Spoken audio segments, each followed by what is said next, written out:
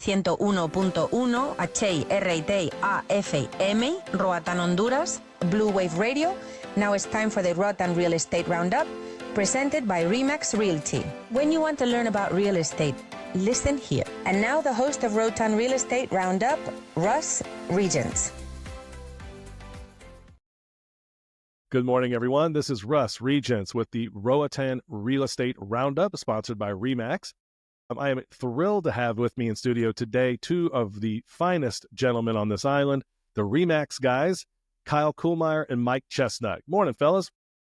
Morning. Morning, Russ. So today we're going to talk a little bit about a different of a topic, kind of the sales process of buying a condo versus a home.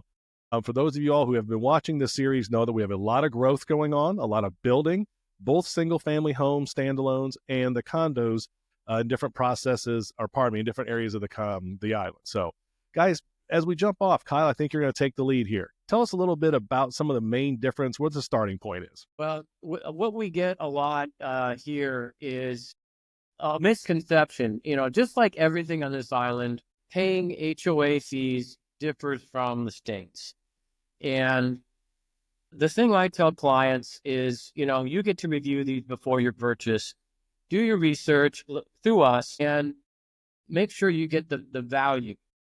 And the main thing with paying HOA fees here usually involve a gated community, 24-hour security, and often, in addition to that, maintenance around property, swimming pool, you know. And so if you're looking at just coming to this island and relaxing, not working in the yard, not messing with a pool pump, then you want to consider a condo or a home with these HOA/CO. Sure. Yeah, labor is considerably less than you would find here in the States.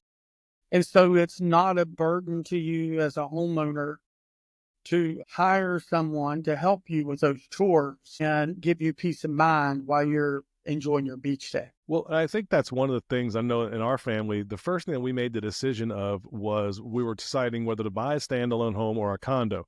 We ended up buying the condominium on the beach right there in West Bay. And our biggest selling point was we were still working. We were coming back and forth frequently. So we were more than willing to pay, you know, the management fee for that, because in our condo, there is not an HOA. But we have a management fee, and for that, we were able to show up with backpacks. And that was incredibly, incredibly valuable because we didn't have to deal with all that maintenance. What other things are you seeing that really kind of attract people one way or another to a home versus a condo? I would like to say, Russ, one of the things that I think is one of the most major deciding factors is whether you're going to live here full time or not. Because simply, if you're not going to live here full time and you're not renting your home, or your condo, whatever, think about it. You shut it up. In our heat and humidity, it's not breathing, and things will deteriorate exponentially compared to if you're living in it full time. So if you're not going to be on the island full time, maybe a condo could be better for you, where at least all of your grounds and everything are being taken care of, versus living in a home that once you leave the island for 2 or 3 months, it's shut up, it's dark, it's empty, and it's not quite getting the love and the TLC that you need to keep the maintaining of your home. Yeah, it's actually probably detrimental to the home. Some people drain their pool, which is not advisable. The house is cooped up. Now you could get mold. It's not breathing. Toilets aren't being flushed. So with the salt spray here and the humidity, that's going to cause problems. Yep. And you don't want to be in your house in the U.S. dealing with these type of issues. So if you had an association and a community pool, all these things are taken care of. Well, think about it, Russ. We've all lived in a home where we've had a hot water tank bust. Absolutely. Okay? Yep. And if you're not here and have a home by itself and no one is regularly checking on that home, you're going to come back to quite a terrible experience, to be honest. The home is going to have been flooded, mildew, mold, everything, your biggest nightmare of having a dream home in paradise. And so I personally recommend for my clients, it's one of the conversations I have with them, is what's your intentions? Is your intentions to have a rental? Is your intentions to live here full time, or just buy a home because you're going to retire in 2 years, but you don't really want to rent it out? Then we need to have that serious conversation and in detail about advantages and disadvantages of how that could work for you. Well, you bring it. That's a great point, Mike. And in fact, as we're sitting here having this conversation, I was just having one last night with a friend. I finished a gorgeous home all the way. They were done in April of this year. So great, wonderful. They ended up not being able to come back until just this past Saturday. They had next another grandchild. They're busy, right? They got back and the AC line was plugged. The drainage line was plugged. The AC didn't work. Propane was out. It was just a disaster. And they only get to be here for a week to kind of relax and before they head back. And they're spending 3 days at least rebuilding or, getting everything ready. And their frustration started to bubble over. They were getting upset with it. Simple. So paradise has its trade-offs, right? We all know this. It's beautiful here, but the weather can show its teeth sometimes.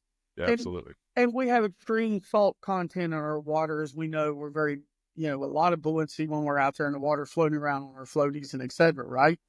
But the trade-off is also it's exponential on corrosion, what can happen here, and an unattended home. Yeah, that's very true. And then this house is right on the water. Gorgeous view. I mean, absolutely stunning. And when we were having this conversation, and it was kind of funny that when we were discussing this, I'm asking, okay, well, who are you working with? Who's watching after the home for you guys? And, who's filling your propane? And you kind of take it for granted living here because we do these things every single day. Every 6 weeks, we got to get our propane filled, et cetera, et cetera. We know the relationships and they just don't have any. And because they don't live here full time. Correct. So I made the offer. I said, guys, I'll take care of your home for me. I mean, it's easy for me. It's less than, 250 steps away. And so, the caretaker, quote unquote, was going to have their propane filled on Sunday. Well, today's Tuesday. I made a call last night to a good friend at Beat. They got them first thing on the schedule this morning.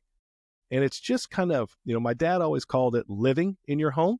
Yep. So you got to live in that home, I think. Correct. And so let me ask you a question. One of the industries we see down here a lot are property managers. Do you guys, what are your thoughts on kind of property managers for an individual home, kind of like my friends are dealing with? Well, I mean, there's, for the scenario Mike was just describing, you need a property manager, right? I mean, you need somebody to come and check, even if it's just sporadically. You've got to have somebody come.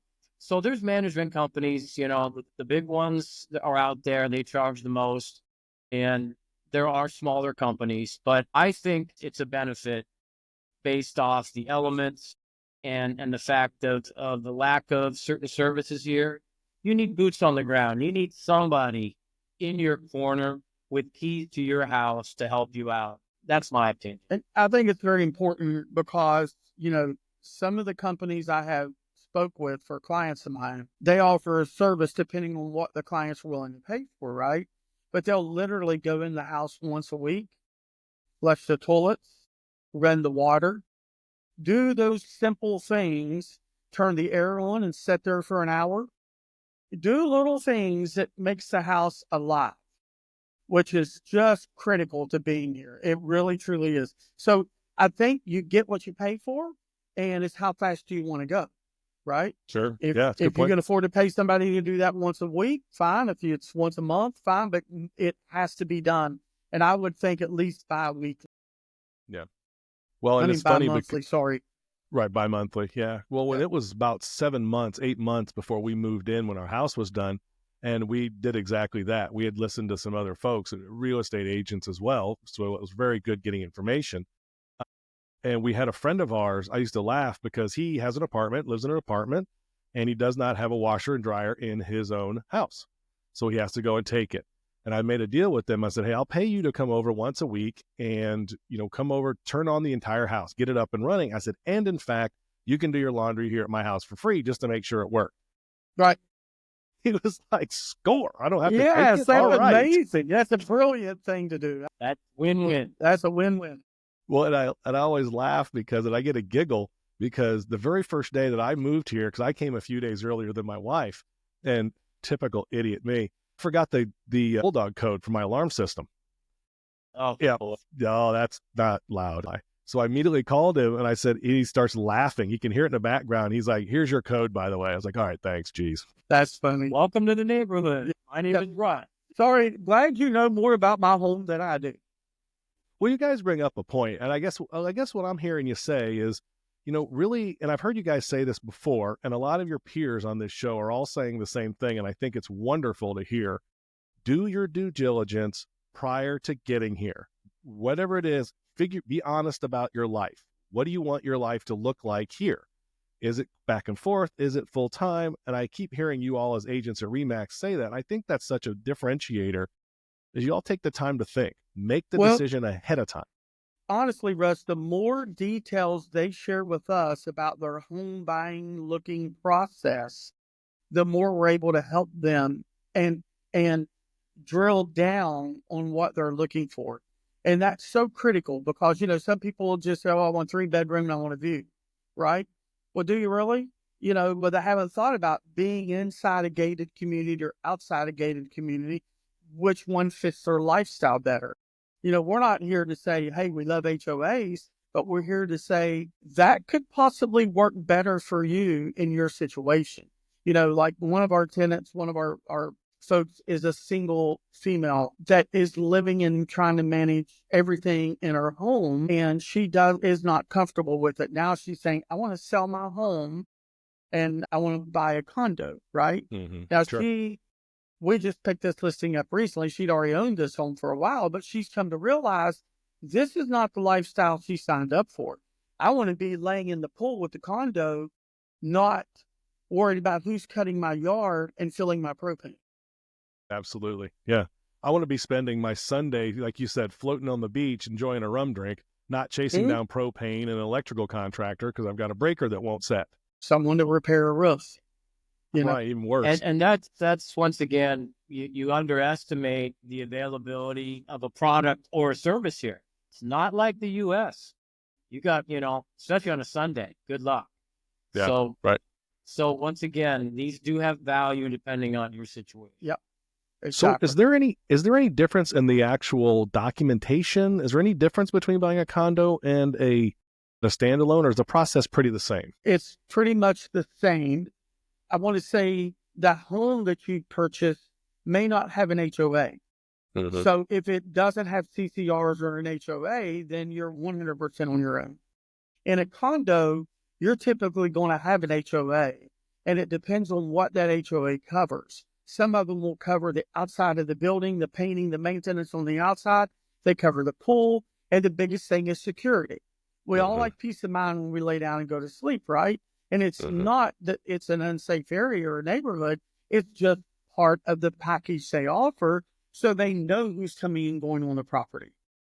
And during the buying process, if you do have HOAs, the buyer is required to read the CC&Rs and agree to them. So, and you can always get a copy of the CC&Rs earlier in the process. Correct, prior. Yeah, so that is the one main difference. But as far as the contract and how it looks and feels, it's basically the same. Nice. It's Well, all I of think- them. Sorry, No, I was just going to say everything that we do up front, between determining if it's a home better fit for you or a condo better fit for you, after we determine that, the process is extremely similar. Okay, yeah, and that's what I was going to ask Mike, is if there was any different in the contract or the same. But I mean, so what I'm hearing is that it's really just based on the buyer's preference and the life that they want to live. Outside of that, it just really depends on what it is that you want to do. And I think that way you guys phrase it's a really wise way to think of it. If you're going to spend full time here, just like you're living at your home, then don't be afraid of a home. You've got the time, you can do the skills, you can build your time. But if you are going to slide in, slide out for 2-3 weeks at a time, maybe give a good second look at that condo opportunity. Yeah, there might be a management fee or an HOA, but really make sure it's a good value for what you're getting, huh? Correct. Exactly. Absolutely. Yeah, beautiful. All right. This has been a great conversation. It's something that comes up all the time, that we always have this dialogue, HOA, non-HOA, condo, this, that. And I think that it's good that Roatan, as in general, is being smart about building standalone homes and condos. Because again, you're a single female client, this reference, she wants her piece of paradise. She wants to come and relax, and she wants to be safe and secure. So it's good to have those options here. Yep, for sure. All right, so we're going to get wrapped up. So today I've had the RE/MAX guys with me, Kyle Kuhlmeier, Mike Chestnut.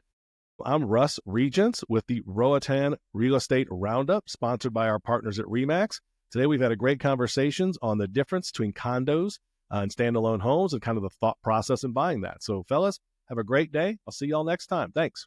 Thank you. Thank you for listening. Remember, when you come to Roatan, one of the best ways to see the island and its beauty is a real estate tour. Reach out to RE/MAX. Listen next week at this time for the Roatan Real Estate Roundup on Blue Wave Radio.